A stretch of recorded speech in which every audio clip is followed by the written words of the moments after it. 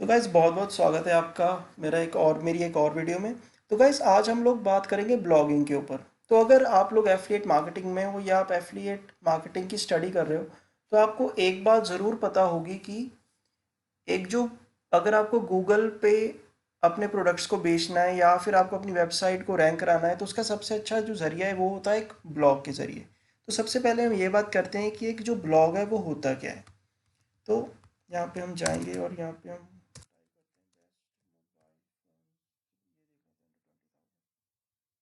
जैसा कि आप यहाँ पे देख सकते हैं कि चलो हम ये देख लेते हैं। तो यहाँ पर ये एक बहुत अच्छा एग्जांपल है ब्लॉग के बारे में। तो ब्लॉग बेसिकली एक आर्टिकल की तरह ही होता है जहाँ पे आप एक प्रोडक्ट की पूरी इन्फॉर्मेशन देते हो और आप बताते हो कि उसके क्या फ़ायदे हैं और क्या नुकसान है और कैसे आप उस प्रोडक्ट को यूज़ कर सकते हो। तो पहले हम बात कर लेते हैं एक ब्लॉग के स्ट्रक्चर के बारे में। तो अगर आप यहाँ पे ध्यान से देखें तो एक जो ब्लॉग होता है वो शुरू अगर आप देखें यहाँ पे टॉप मोस्ट कॉर्नर पे जहाँ पे मेरा कर्सर है, सबसे पहले ये ब्लॉग शुरू होता है एक लोगो से। फिर अगर आपको ऐड करना है तो आप ये मीनूज़ वगैरह सब ऐड कर सकते हैं। और उसके बाद आ जाता है टाइटल। टाइटल के बाद इंट्रोडक्शन और उसके बाद यहाँ से ये आप देख सकते हैं ये Realme 8 Pro, यहाँ से इसकी बॉडी शुरू होती है। बॉडी में आपका मेन कंटेंट होता है कि इसके क्या फ़ायदे हैं नुकसान है। जैसे आप इस मोबाइल का एग्जांपल ले लीजिए, इन्होंने Realme 8 Pro के मोबाइल के बारे में बताया है आपको। तो इसमें इन्होंने ये बताया कि इसकी रैम कितनी है, इसकी स्टोरेज कितनी है, इसकी जो स्क्रीन है वो कितने इंच लंबी है, इसका बैटरी बैकअप कितना है, उन्होंने ये सब कुछ समझाया हुआ है। बट ये तो होगी स्ट्रक्चर की बात। लेकिन अगर हमें एक अच्छा ब्लॉग लिखना है और हमें उसको गूगल पे रैंक करवाना है तो हम कैसे उसको रैंक करवा सकते हैं और एक अच्छा ब्लॉग लिखने का तरीका क्या है। तो अगर आप इस ब्लॉग को देखें तो इसका जो रैंक है, अगर आप देखें ध्यान से आ गया ये, हाँ, अगर आप इसका रैंक देखें तो इसका रैंक है 1। तो इसका दूसरा रैंक है। तो इसका मतलब कि ये जो आर्टिकल है, ये आर्टिकल बहुत अच्छे तरीके से लिखा गया है जिसकी वजह से जो गूगल का एल्गोरिदम है उसने बहुत जल्दी से इसको कैच किया और इसको रैंक करवा दिया। हाँ, इसका एक और रीज़न ये भी हो सकता है कि ये जो पेज है ये एक ऐसे ब्लॉगर ने लिखा हो जो कि बहुत पहले से ही मोबाइल फ़ोन्स पे ब्लॉग लिख रहा हो, और ऐसे ब्लॉग्स बहुत जल्दी रैंक भी हो जाते हैं। बट फिर भी अगर आप ध्यान से देखें तो ये ब्लॉग बहुत अच्छे से लिखा गया है जिसकी वजह से ये रैंक भी बहुत जल्दी हो गया है। तो अगर आप तो सबसे पहला जो राज एक अच्छा ब्लॉग लिखने का है वो ये है कि आप उसमें जो कंटेंट है वो अच्छा लिखें। अच्छा कंटेंट का मतलब ये है कि कोई भी प्रोडक्ट है और उसके रिगार्डिंग अगर लोगों को कोई कुछ प्रॉब्लम आ रही है तो आप उसका सल्यूशन लिखें। जैसे ये मोबाइल फ़ोन्स का ही आप एग्जांपल ले लीजिए। इसमें लोगों की प्रॉब्लम क्या है कि उनको अगर कोई भी मैं अगर मोबाइल फ़ोन्स के बारे में सर्च करता हूँ तो मेरी प्रॉब्लम क्या है कि मुझे एक अच्छा मोबाइल फ़ोन मिल नहीं रहा होता। तो अगर मैंने टाइप किया मोबाइल फ़ोन्स अंडर 20,000 तो मुझे बेसिकली उसमें क्या चाहिए कि जो ब्लॉग है वो मुझे ये बताए कि उसकी रैम कितनी है, उसका स्टोरेज कितना है, उसकी बैटरी बैकअप कितनी है, वो मुझे सब कुछ जानना है। उसको देख के ही मैं एक मोबाइल फ़ोन ख़रीदूँगा। और अगर आप इस ब्लॉग को देखें तो उसमें ये सब कुछ बताया हुआ है। आप देखिए इसमें Realme 8 Pro के बारे में बताया हुआ है, और एक और चीज़ उन्होंने बहुत अच्छी की हुई कि जो चीज़ें हैं उनको सिंप्लीफाई किया हुआ है। अब देखिए डिस्प्ले जो उन्होंने आर्टिकल, अगर आप ये आर्टिकल ना भी पढ़ें और आप ये एक टेबल पूरा पढ़ लें तो आपको पूरी इन्फॉर्मेशन मिल जाएगी इस मोबाइल के बारे में। और यहाँ से इन्होंने लिंक रखे हुए हैं जहाँ पे क्लिक करके आप उनको ख़रीद सकते हो, इन मोबाइल फ़ोन्स को ख़रीद सकते हो। ऐसे इन्होंने और फ़ोन्स भी बताए हुए हैं जैसे ये Redmi Note 10 Pro Max हो गया, Realme Narzo 30 Pro हो गया। ये सारे मोबाइल्स के बारे में उन्होंने बताया हुआ है। और एक और चीज़ होती है कि आप जो अपने लिंक्स होते हैं उनको भी बहुत अच्छे से रिप्रेजेंट कीजिए। जैसे इन्होंने देखिए कितने अच्छे से रिप्रेजेंट किया हुआ है, और ये भी दिखने में काफ़ी अट्रैक्टिव होने चाहिए। ऐसे नहीं कि आप सीधे जाके यहाँ पे लिख लिख सीधे जाके आप लिंक पोस्ट कर दें। नहीं, आप जो लिंक भी है उनको भी ऐसे फॉर्म में दिखाइए जिससे कि कस्टमर को बहुत अट्रैक्टिव लगे। ये तो हो गई कंटेंट की बात। दूसरी बात है लेंथ की, कि जो आपका ब्लॉग है वो कितना लंबा होना चाहिए। तो बेसिकली अगर आप गूगल की गाइडलाइंस को देखें तो जो ब्लॉग है वो अगर 300 वर्ड्स का भी है तो सफिशिएंट है।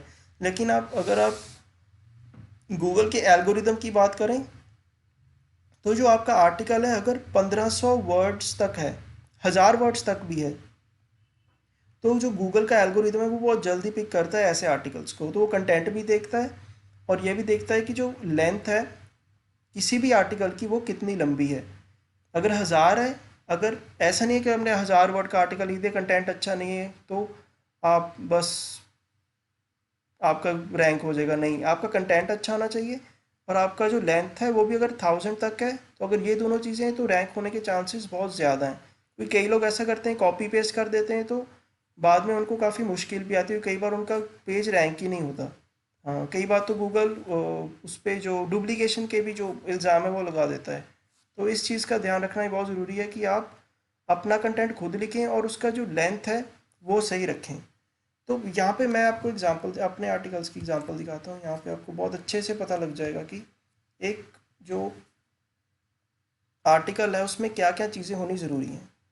जो तीसरी चीज़ है जिसकी हम बात करेंगे वो है कीवर्ड की, वो भी मैं अभी आपको बताता हूँ। तो यहाँ पे मैं अपना एक आर्टिकल खोलता हूँ, best web hosting for India.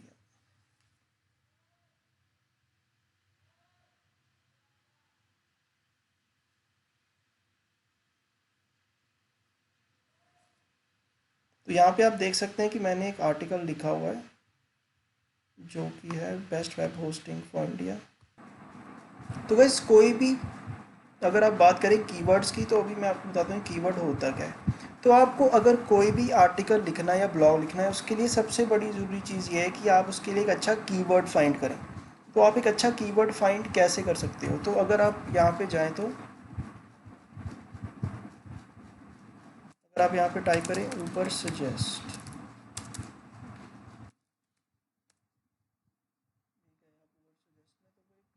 Keyword tool है ये। तो आप अगर यहाँ पे कुछ टाइप करें, अगर आप टाइप करें बेस्ट, टाइप किया मोबाइल,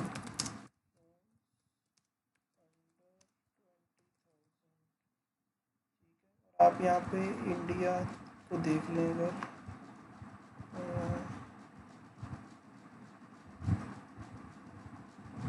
इंडिया इंडिया इंडिया, तो अगर आप इंडिया को देखें,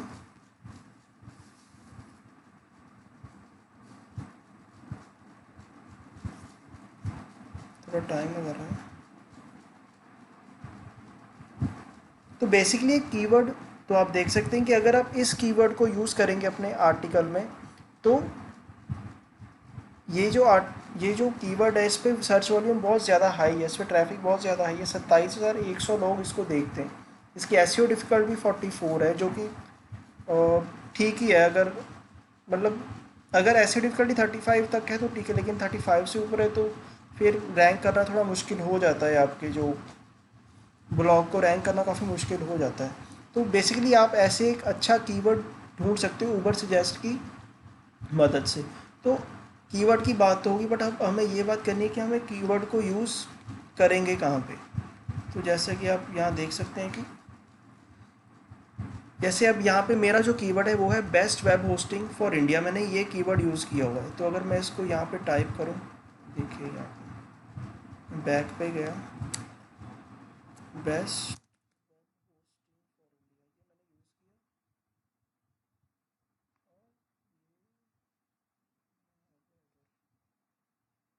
तो ये भी बेसिकली आपका जो एसईओ होता है उसका ही पार्ट होता है। तो अगर मैंने बेस्ट वेब होस्टिंग को इंडिया में सर्च करूँ, तो इस पर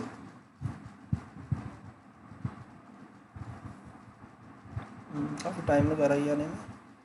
हाँ, तो इस पे जो सर्च वॉल्यूम है वो 1900 पे और उसका एसईओ डिफ़िकल्टी 20 पे है। मतलब अगर एसईओ डिफ़िकल्टी 1 से लेकर 35 के बीच में है तो बहुत अच्छे चांसेस हैं कि आपका जो ब्लॉग है वो अच्छे से रैंक कर जाए। तो मैंने आप लोगों को एक बात बोली थी कि जितना कोई प्रोडक्ट अनटैप्ड है और ज़्यादा लोग उसको यूज़ कर रहे हैं, तो आपको वो प्रोडक्ट या वो कीवर्ड ज़्यादा यूज़ करना चाहिए। तो ये एक बहुत अच्छा एग्जांपल है। यहाँ पे सर्च वॉल्यूम 1900 है और एसईओ डिफ़िकल्टी 20 है, मतलब कि बहुत ऐसे कम लोग हैं जो कि इस जो फील्ड है उसको टारगेट कर रहे हैं, क्योंकि इसका एसईओ डिफ़िकल्टी बहुत कम है।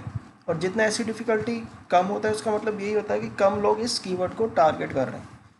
तो अब हमें ये देखना है कि एक कीवर्ड को यूज़ कैसे करना है। तो अगर आप ध्यान से देखें तो जो कीवर्ड है ये बेसिकली क्या करता है कि जो ट्रैफिक है वो हमारी जो वेबसाइट है उसको उस पर लेके आता है।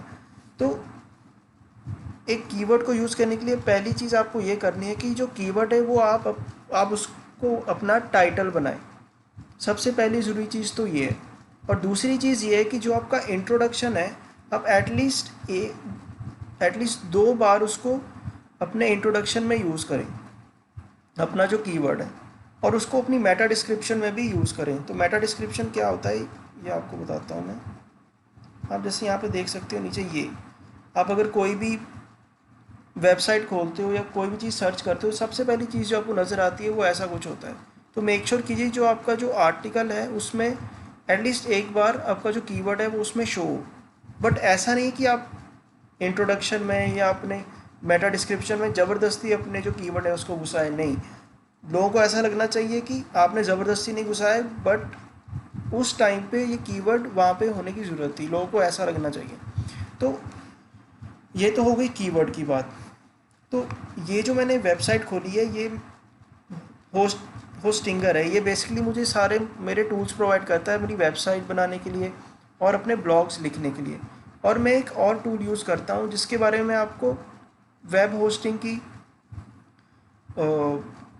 वीडियो में बताऊँगा, और उसके बारे में डिटेल में बताऊँगा एक प्लगइन के बारे में जिसका नाम है योस्ट एसईओ। तो ये जो प्लगइन है ये आपको बहुत अच्छे से हेल्प करता है ये जानने में कि आप एक अच्छा ब्लॉग कैसे लिख सकते हो जो कि एसईओ फ्रेंडली भी हो, कीवर्ड फ्रेंडली भी हो, और आप उसको अच्छी तरह से लिखें। तो आप यहाँ पे आप साइड पे देखिए, यहाँ पे 2 चीज़ें हैं, क्या रीडेबिलिटी एनालिसिस और ये एसईओ एनालिसिस। अगर आप कोई भी ब्लॉग लिखें तो प्लीज़ ये योस्ट एसईओ वाला प्लगइन ज़रूर डाउनलोड कर लीजिए, क्योंकि ये आपको सारी चीज़ें बता देता है कि आप एक अच्छा ब्लॉग कैसे लिख सकते हो। तो जो सबसे पहली चीज़ है वो ये है कि आप यहाँ पे देख सकते हैं, हम पहले रीडेबिलिटी एनालिसिस के बारे में बात करेंगे। देखिए, तो सबसे पहली चीज़ ये है कि सब हेडिंग डिस्ट्रीब्यूशन। जितने भी आप आर्टिकल्स लिखते हैं आप उनको सब हेडिंग्स में ज़रूर बांटें। ऐसा नहीं आपने एक हेडिंग दे दी तो बस काम ख़त्म हो गया। आप अपने जितने भी आर्टिकल है उसको सब हेडिंग्स में ज़रूर बांटिए। जैसे ये है यहाँ पे web hosting providers in India, ये मेरा टाइटल है और उसके बाद ये मेरी सबसे पहली सब हेडिंग है, ठीक है। और इसके नीचे मैंने एक्सप्लेन किए हुए हैं सारे होस्टिंग प्रोवाइडर्स इंडिया के जो बेस्ट आप ले सकते हो, ठीक है। और ये दूसरी, ठीक है, ये दूसरी सब हेडिंग नहीं है, ये देखिए ये दूसरी सब हेडिंग हो गई, ठीक है। तो आप इंश्योर कीजिए कि जो आपका आर्टिकल है या ब्लॉग है वो सब हेडिंग्स में है। तीसरा है ट्रांजिशन वर्ड्स। तो ये वो वर्ड्स होते हैं, इनकी जो ट्रांजिशन वर्ड्स की जो एक वो होती है परसेंटेज है वो एटलीस्ट 25% होना चाहिए, तो ये आपका ग्रीन हो जाता है। अगर आपकी दोनों चीज़ें ऑरेंज में है तो इसका मतलब ये है कि आपका जो परफॉर्मेंस है इन फील्ड्स में वो ठीक ठाक ही है, इतना बुरा नहीं है, बट इतना अच्छा भी नहीं है कि वो ग्रीन हो जाए। अगर आपकी जितनी ही फील्ड्स है वो ग्रीन में है, मतलब आप उन फील्ड्स में बहुत अच्छा काम कर रहे हो। जैसे इसमें आप देख सकते हैं consecutive sentences, passive voice, sentence length, अगर ये ग्रीन में है तो इसका मतलब ये बहुत अच्छा आप काम कर रहे हो उन फील्ड्स में। दूसरा है ट्रांजिशन वर्ड्स। तो ट्रांजिशन वर्ड्स बेसिकली क्या होते हैं कि मैं यहाँ पे आपको दिखाता हूँ।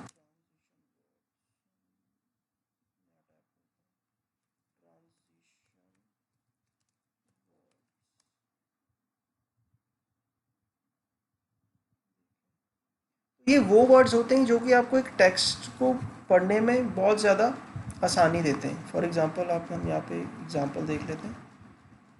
जैसे ये देखें, इंडीड हो गया, in the first place, and, और, टू, फर्दर, ये जितने भी वर्ड्स हैं ये ट्रांजिशन वर्ड्स हैं। ये आपको जो एक आपका आर्टिकल होता है उसको पढ़ने में आसानी देते हैं, और ये आप जितना यूज़ करोगे आपके लिए उतना ही अच्छा है।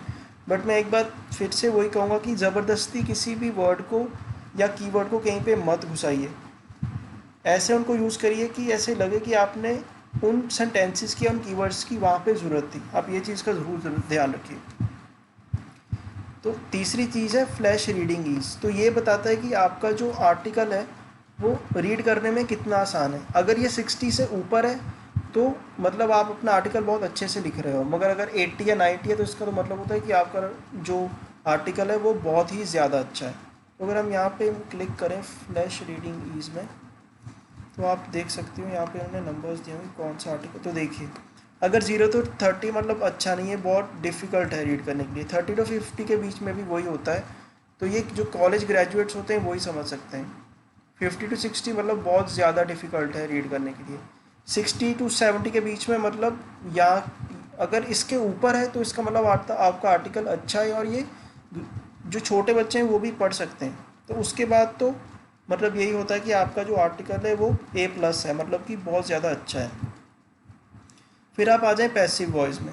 तो पैसिव वॉइस होता है मतलब पास्ट सेंटेंस आप जितना कम यूज़ करें उतना अच्छा है, मतलब जो कंसंट्रेशन हो उसका या जो अमाउंट हो वो सिर्फ 10% तक हो, उससे ज़्यादा ना हो। आप ये ज़रूर कोशिश कीजिए। अगली चीज़ है कंसेक्यूटिव सेंटेंसेस। इसका मतलब ये है कि आप अपने सेंटेंसेस में जितनी ज़्यादा वैरायटी यूज़ करेंगे उतना अच्छा है। ऐसे नहीं कि आपने एक लाइन में एक सेंटेंस लिख दिया और उसके बाद दूसरी लाइन में भी वही सेंटेंस लिख दिया, ऐसा नहीं। जितने आप डिफरेंट डिफरेंट सेंटेंसेस यूज़ करोगे उतना ही आपके लिए अच्छा है। और आपकी जो पैराग्राफ लेंथ है वो भी इतना ज़्यादा बड़ा नहीं होना चाहिए, वो भी छोटा छोटा ही होना चाहिए। जितना ज़्यादा बड़ा होगा उतना ही ज़्यादा चांसेस हैं कि ये जो पैरामीटर है वो रेड हो जाएगा। और जो सेंटेंस लेंथ है किसी भी ब्लॉग का, अगर आपने एक सेंटेंस लिखा है तो उस एक सेंटेंस की जो वर्ड लेंथ है वो 25 वर्ड से ज़्यादा नहीं होनी चाहिए। हम अगले चीज़ पे वो है SEO एनालिसिस। तो कोई भी ब्लॉग आपको अगर अच्छे से लिखना है या उसको रैंक करवाना है तो सबसे इम्पॉर्टेंट चीज़ है उसका SEO। जैसे मैंने आपको निच वाली वीडियो में बताया था कि जो SEO होता है वही मेनली रिस्पॉन्सिबल होता है किसी भी ट्रैफिक को आपकी वेबसाइट पे गाइड करने के लिए। सबसे ज़्यादा इंपॉर्टेंट चीज़ SEO ही होता है। और जैसे मैंने बताया कि जो कीवर्ड था वो भी एक SEO का ही पार्ट था, लेकिन मैं SEO आपको एक अलग वीडियो में, आप मेरे ऐप में जा सकते हैं, वहाँ पे मैंने SEO भी एक्सप्लेन किया हुआ है। तो सबसे पहली चीज़ जो SEO एनालिसिस में बताई गई है वो है SEO टाइटल विड्थ। तो यहाँ पे मैंने क्या गलती की हुई है कि जो SEO टाइटल विड्थ है वो बहुत ज़्यादा छोटी है। तो यहाँ पे आप कोशिश कीजिए कि जो SEO टाइटल विड्थ है आप बड़ी रखिए, और मेक श्योर कीजिए कि ये जो ऑरेंज में है ये ग्रीन में हो।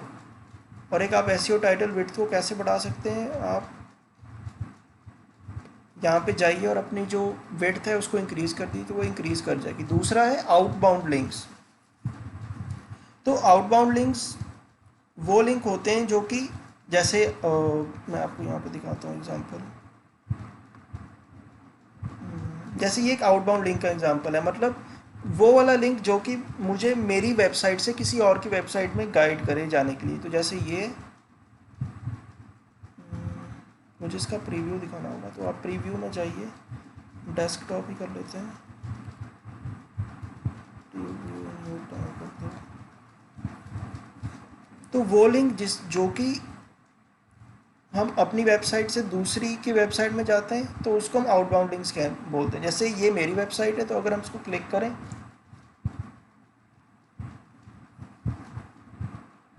तो हम यहाँ पे होस्ट गेटर की वेबसाइट पे, तो इसको आउटबाउंड लिंक्स बोलते हैं। तो अगर आपकी जो ब्लॉग है उसमें अगर आउटबाउंड लिंक्स हैं तो बहुत अच्छी बात है। इंटरनल लिंक्स वो होते हैं जो कि आपकी वेबसाइट से, जैसे कि ये मैंने आर्टिकल लिखा हुआ है, ठीक है, तो अगर मैं इस आर्टिकल में से अपने किसी और आर्टिकल में जा सकूं तो उसको इंटरनल लिंक बोलते हैं। जैसे ये मैंने ब्लॉग लिखा हुआ है तो ये वाला जो लिंक है ये मेरे दूसरे ब्लॉग का है, तो ये हो गया इंटरनल लिंक। इसके ज़रिए मैं अपने दूसरे किसी भी वेबसाइट की ब्लॉग में जा सकता हूँ। तो मैं इसका भी आपको एग्जांपल दे सकता हूँ, प्रीव्यू में न्यू टैब। देखिए ये मेरा आर्टिकल है और यहाँ पे ये एक इंटरनल लिंक है क्योंकि इसकी वजह से मैं अपने दूसरे ब्लॉग में जा सकता हूँ। तो ये देखिए what is affiliate marketing, how is it done, तो मैंने ये बताया हुआ है इसमें। तो हम यहाँ पे आ गए। मैं थोड़ी ये टैब्स बंद कर लूँ, एक मिनट, ठीक है। तो अगला पॉइंट है कि की फ्रेज इन इंट्रोडक्शन, जैसे मैंने आपको बताया कि जो आपका की फ्रेज है जो आप चूज़ करते हो वो आपके इंट्रोडक्शन में भी होना चाहिए। ठीक है, की फ्रेज की जो मेरी लेंथ है वो भी ठीक है, best web hosting India in India वो भी ठीक है। ठीक है, की फ्रेज की डेंसिटी, अब मेरे आर्टिकल के हिसाब से जो मेरे की फ्रेज नंबर ऑफ़ की फ्रेज होने चाहिए मेरे पूरे आर्टिकल में वो 5 बार शो होने चाहिए। तो यहाँ पे मैंने 5 बार शो किए हुए हैं और इसकी वजह से ये ग्रीन में और ये ठीक है। जितना लंबा आपका आर्टिकल होगा उतनी ज़्यादा बार आपको की फ्रेज शो करना पड़ेगा आपके ब्लॉग में। ठीक है, की फ्रेज इन मेटा डिस्क्रिप्शन, जैसे मैंने आपको पहले बताया कि मेटा डिस्क्रिप्शन मैंने आपको बता दिया कि क्या होता है, मैं आपको एक और बार बताया था मेटा डिस्क्रिप्शन क्या होता है। तो मैं फिर इससे एक बार best mobile phones in India type करता हूँ, यहाँ पे गए तो ये वाली जो चीज़ है ये प्रो, ये वाला best mobile phones in India under ये, तो इसको हम मेटा डिस्क्रिप्शन कहते हैं, जो कि हमें एक आउटव्यू देता है कि इस आर्टिकल में है क्या, तो इसे मेटा डिस्क्रिप्शन बोलते हैं। तो इसमें भी जो एक आर्टिकल जो की फ्रेज होता है उसका होना बहुत ज़्यादा ज़रूरी है। प्रीवियसली यूज्ड की फ्रेज, मतलब आप ऐसा कोई भी की फ्रेज ना यूज़ किए जो कि आपने अपने प्रीवियस आर्टिकल्स में यूज़ किए, तो वो मैंने यूज़ नहीं किया इसलिए रेड में। और की फ्रेज आप अपनी सब हेडिंग में भी यूज़ कीजिए, मतलब ये वाली जो सब हेडिंग्स होती हैं आप इसमें भी यूज़ करने की कोशिश कीजिए। फिर इमेज ऑल्ट एट्रीब्यूट्स, तो अगर आप कोई भी इमेज अगर आप इंस्टॉल करते हो इसमें आपके ब्लॉग में, तो वो आपको ऑप्शन देता है कि आप वहाँ पे एक इमेज ऑल्ट करके एक ऑप्शन होता है जहाँ पे आप कुछ भी टाइप करते हैं और अगर कोई भी वो चीज़ टाइप करता है तो आपका जो आर्टिकल है वो वहाँ पे शो हो जाता है। जैसे मैं आपको बताता हूँ, ये आपको मैंने इमेज ऑल्ट एट्रीब्यूट्स के बारे में बताना है, तो वो मैं आपको बताता हूँ। पहले हम बात कर लें टेक्स्ट लेंथ की। तो यहाँ पे मोस्टली यहाँ पे जो रिक्वायरमेंट होती है वो 300 वर्ड्स की होती है, बट मेरी ऑलमोस्ट 1500 वर्ड्स है, इसलिए उन्होंने यहाँ पे लिखा है गुड जॉब, और मेरी जो लेंथ है वो बिल्कुल ठीक है। मोस्टली आप कोशिश कीजिए कि जो आपकी लेंथ है वो आप 1000 वर्ड्स तक रखें। की फ्रेज इन टाइटल, जैसे कि मैंने बताया मेरा है ही वही है, जो मेरा की फ्रेज है वही मेरा टाइटल है, इसलिए वो भी ग्रीन में ही आया हुआ है। और की फ्रेज इन स्लग, स्लग का मतलब होता है कि जब आप, मैं दिखाता हूँ ये वाला, इसको हम स्लग बोलते हैं। तो इसमें अगर हमारा कुछ हिस्सा हमारे ब्लॉग की फ्रेज का आ रहा है तो ये बहुत अच्छी बात है, ये भी हमारे एसईओ के लिए बहुत अच्छी बात है। तो गाइस अगर आप लोगों को कुछ भी, अगर आप लोगों को एसईओ अच्छे से करना है या अपना आर्टिकल अच्छे से लिखना है, आप ये प्लगइन डाउनलोड कर लीजिए। अगर आप कोई भी वेब होस्टिंग प्रोवाइडर यूज़ कर लें, आप उसमें जाके योस्ट एसईओ डाउनलोड कर लीजिए, उससे आपको लिए आपका आर्टिकल लिखना बहुत आसान हो जाएगा और जो एसईओ रिक्वायरमेंट्स होंगी वो भी पूरी तरह से पूरी हो जाएंगी, क्योंकि आपको ये गाइड करता रहेगा कि आपको क्या क्या लिखना है और क्या क्या नहीं लिखना है। अगर आप कुछ बुरा लिखोगे या अच्छे से नहीं लिखोगे तो ये चीज़ पूरी रेड हो जाएगी, तो आप उसको इम्प्रूव भी कर लोगे। तो गाइज़ ये थी मेरी पूरी एक एक्सप्लेनेशन कि आप एक अच्छा ब्लॉग कैसे लिख सकते हो और आने वाले टाइम पे आप ब्लॉगिंग अच्छे से कैसे कर सकते हो, मैंने ये भी आपको इस वीडियो में बता दिया। होपफुली आपको ये वीडियो पसंद आएगी। Thank you very much.